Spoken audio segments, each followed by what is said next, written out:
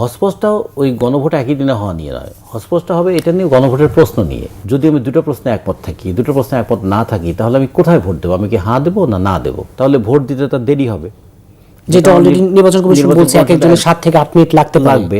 এর আগে যে 3টা গণভোট হয়েছে প্রত্যেকটাই কিন্তু পরেই হয়েছে, যাতে গণভোটের সুনির্দিষ্ট প্রশ্ন থাকে, সহজ প্রশ্ন থাকে এবং জনগণের একটা সম্মতি দেওয়ার সুযোগ থাকে।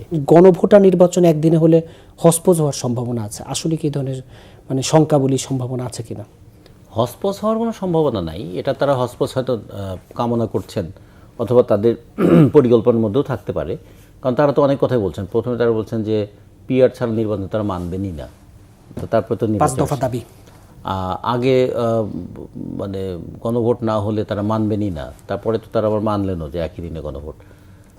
হসপসটাও ওই গণভোট একই দিনে হওয়া নিয়ে নয়। হসপসটা হবে এটা নিয়ে, গণভোটের প্রশ্ন নিয়ে। যে প্রশ্নগুলো করা হয়েছে তারা কিন্তু প্রশ্নের কথা বলছেন না।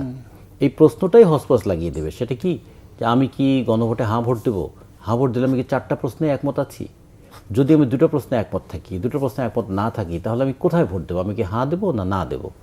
আচ্ছা, ধরুন যদি এরকম হয় যে মানুষ কনফিউজড হয়ে গেল, তাহলে ভোট দিতে তার দেরি হবে, যেটা অলরেডি নির্বাচন কমিশন বলছে এক একজনের 7 থেকে 8 মিনিট লাগবে। তা সে কারণে আমরা বলেছিলাম যে গণভোটটা নির্বাচনের পরে হলেই ভালো। এর আগে যে 3টা গণভোট হয়েছে প্রত্যেকটাই কিন্তু পরেই হয়েছে, যাতে গণভোটের সুনির্দিষ্ট প্রশ্ন থাকে, সহজ প্রশ্ন থাকে এবং জনগণের একটা সম্মতি দেওয়ার সুযোগ থাকে। নির্বাচনও তো একটা সম্মতি।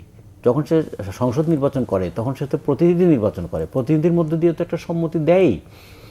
প্রশ্নটা হচ্ছে, নির্বাচনের মধ্য দিয়ে যে সংসদ গঠিত হয় সেই সংসদের আইন তৈরির ক্ষমতা আছে, কিন্তু গণভোটের মধ্য দিয়ে কিন্তু আইন তৈরির ক্ষমতা নাই। গণভোটের কোনো আইনি বাধ্যবাধকতাও নাই। ফলে গণভোটটাকে জনগণের সাধারণ সম্মতি হিসেবে এটা পরেও করা যেতে পারতো, কিন্তু তখনই জামাতিরাই এবার বলেছে যে গণভোট আগেই দিতে হবে। তাদের তো গণভোট আগে দাবি ছিল। এরকম নানা কথা যখন বলছে, তাতে করে মনে হয় যে শুধু গণভোট নিয়ে হসপস নয়, পুরো প্রক্রিয়াটা নিয়ে তাদের হসপস একটা ভাবনা আছে। এবং সবচেয়ে বড় যে জিনিসটা, তারা হয়তো চাইছেন যে এই সরকার যত দীর্ঘায়িত হয় তত তাদের জন্য ভালো হবে।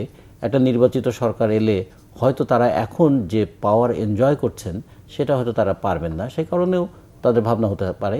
আমি জানি না তারা কেন এটা বলেছেন, কিন্তু প্রশ্নটা যদি সুনির্দিষ্ট হতো যে হসপসটা কেন হবে, কি নিয়ে হবে, আর যদি হয় তাহলে হসপস দূর করার উপায় কী? হসপস দূর করার উপায় কি এই হতে পারে যে গণভোটটা তাহলে নির্বাচনের পরে হোক, তাহলে হসপস তার থাকে না।